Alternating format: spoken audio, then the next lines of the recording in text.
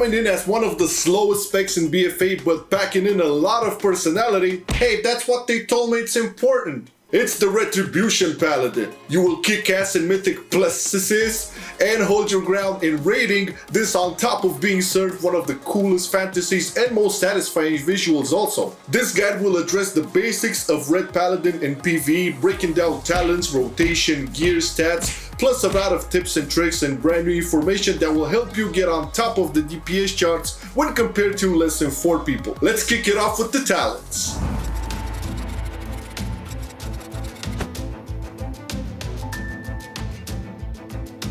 For the first row, all 3 talents are viable and serve a unified single target purpose, but one talent that can definitely save you some numbers is Zeal.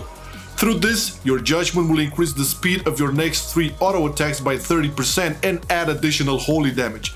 This is particularly useful as you will be able to compensate downtimes, which Ret Paladins tend to get a lot of. Another strong option is Righteous Verdict, and it will work well for you especially in Tyrannical or Raiding. Reminiscent of the old Whispers of the Nathrezim legendary, your first Templar's Verdict will buff the next one by 15% for 6 seconds, making your most powerful holy power spender even stronger. Execution Sentence has its niche uses in single target priorities that need to die, so choose accordingly to the situation you're facing. Second row brings you a powerful pick and Hammer of Rat, and I know all you old school paladins love this one. Although all 3 choices have their strong points, Hammer of Rat tends to always seem the highest, and it's the option picked by most top tier Ret Pallies. Next row is your crowd control, and I strongly believe that the Fist of Justice brings the most value as you have a full 6 stun ready once every 35 to 45 seconds. Blinding Light can also work for some AoE CC, but in reality, in both dungeons and raids there will rarely be a moment where a group of mobs won't be AoE to death and break it for you. You can pick it to interrupt spells though. Your fifth row is basically the AoE weapons of choice, and all talents can deliver value to single target also, but as a general rule of thumb, you want to take Wake of Ashes as it delivers good damage, slows targets in the frontal cone, and will generate 5 holy powers for you, even if you don't hit anything with it, but you won't be that guy, right? Consecration is arguably in the same spot with Wake of Ashes when it comes to numbers, but it does require your tank to keep mobs in the same place for 6 seconds, so be wary of that. Also, Wake of Ashes is super good for reaping as it will stun all the mobs if you catch them in your radius. On the so-called defensive row, you would arguably find more value in Unbreakable Spirit as this will lower the cooldowns for your bubble and lay on hands by 30%, this being very useful especially in raiding. If you need that extra mobility, you can opt in for Cavalier, and this one is especially viable in fights like the Conclave or Jaina. In Mythic Plus dungeons such as Tol Dagor or Motherlode, you could opt in for Eye for an Eye, which can be used when you get fixated to reduce the physical damage taken by 35%, making your hero's life a bit easier. Eye for an Eye can also be a top choice when facing skittish affixes.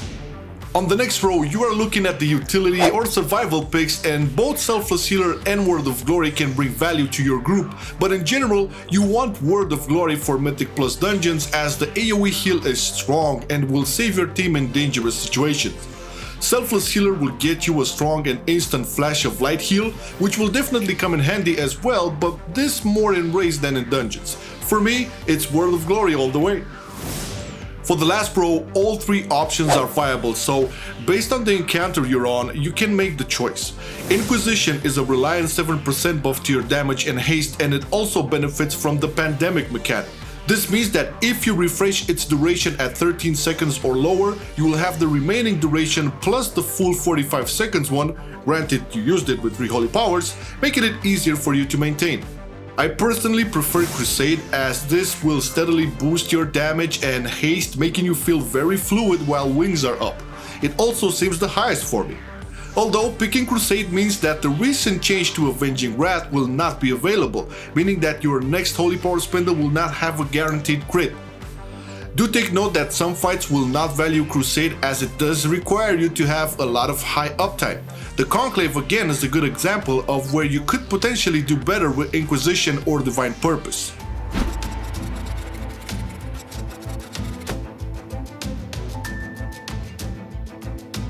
Titan Forging, War Forging, Bad Luck Protection, Surprise Weekly Chest. How about my goddamn stats? Listen, you want the best for your Ret Paladin, and in that regard, you can go ahead and sim yourself, but stat weights for Ret Paladins don't really mean that much. I mean, your best bet would be to just sim your gear directly on top gear, or if you cannot be bothered, just take the highest item level piece you have, since strength is our most important stat and the secondaries will just sim higher if you focus more on one than the other. For a small reference, here is my stat sim. And you can clearly see that the weapon DPS is on top in both single target and AoE, which means getting the highest item level weapon is beneficial. This is followed up by crit and haste or crit and versatility, but again, this doesn't really influence me that much. Sim your gear and find out exactly what pieces you need in order to do good.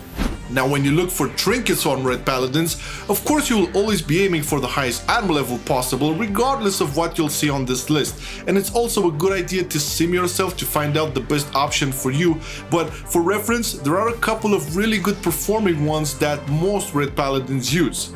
Sinister's Gladiator Medallion tends to sim the best all the time, and it is kind of a must-have for single target situations. You can get this one by doing rated PvP, and it's available for when capping in week 4 of the gear weekly cycle. It's super good due to its strength stat and on-use versatility boost. Another good pick for single target is Whirlwing's Plumage, which drops from Whirlwind in Stormstone Valley once the World Quest is active. The higher the item level, the better, as this one will provide a nice chunk of crit and an on-use increase to your strength. For AoE, one of the best trinkets you can get is Galecaller's Beak, which drops from the world boss Azurathos in Tiragard Sound. Once activated, you'll get a lot of haste for 15 seconds, making your abilities available much faster while also getting a flat strength stat from it.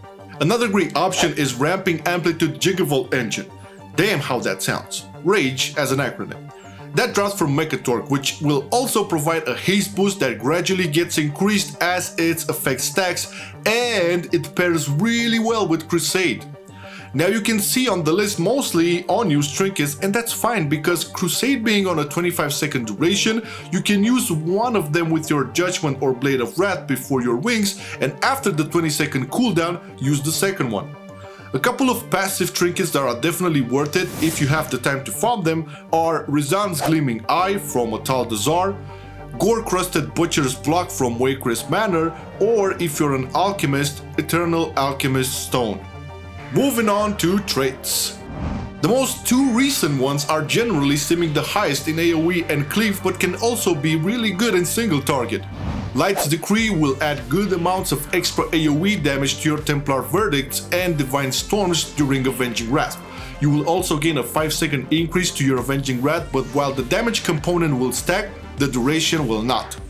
Still a great trait to go for, and most top Ret Paladins use it. An ideal trait to pair up with Light's Decree is Avenger's Might, which will give you a massive boost to your mastery. Pairing these two with Crusade will transform you into a nuclear burst machine, shining especially in single target scenarios. Another high simming trait is Imperium Power, which works great for dungeons as it will provide a chance to cause your next Divine Storm to be casted for free and deal extra damage. As far as your general main traits go, there is no doubt Treacherous Covenant is the dominant one for both Raids and Mythic Plus, and literally all high-end Ret Paladins have one. For inner traits, your best bets are on Overwhelming Power and Heed My Call, with an honorable mention to Ancient's Bulwark, but again guys, the best traits for you will be the ones that you sim. So get your lazy asses to raidbots.com and start simming.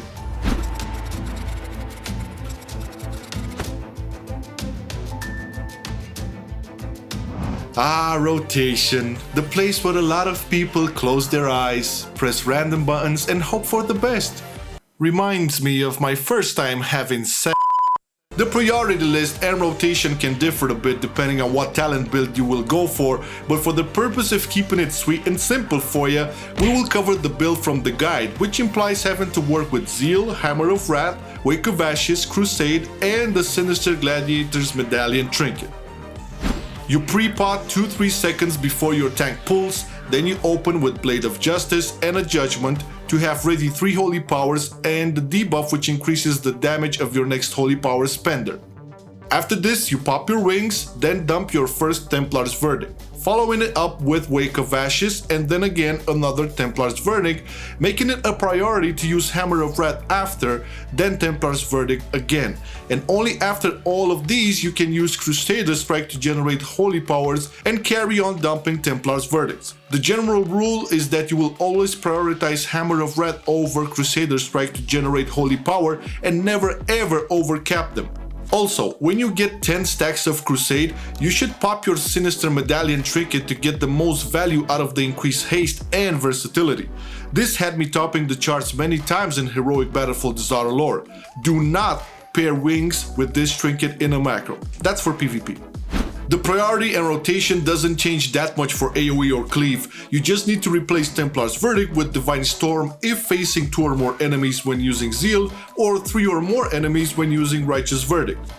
If you're having trouble with your rotation, I can recommend a great add-on called Hekili, which I will have in the description. It's the one you see in the footage, and trust me, it will get you to optimal usage of your abilities in no time. But do take note, it doesn't show the opener, so it would be a good idea to practice the opener on a target dummy and use the add-on to optimize your rotation.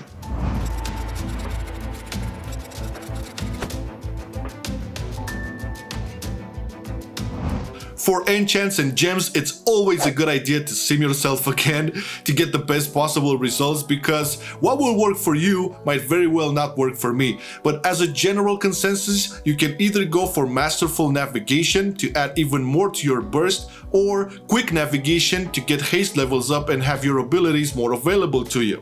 Gale Force Striking or Torrent of the Elements are not recommended. Same story goes for the rings.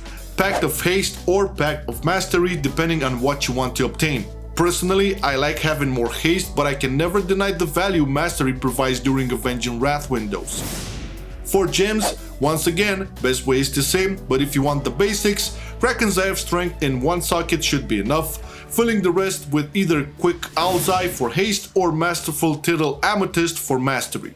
Each of these will deliver a small percentage, but adding it all up, it's definitely worth it. For flasks and potions, the strength ones should be the ones you want. Flask of the Undertow and Battle Potion of Strength. And when it comes to filling your holy power infused stomach, Feast is your best bet for extra strength, and if that is not possible, the cheaper option would be Borealis Blood Sausage. Man, I love how that sounds. Borealis Blood Sausage.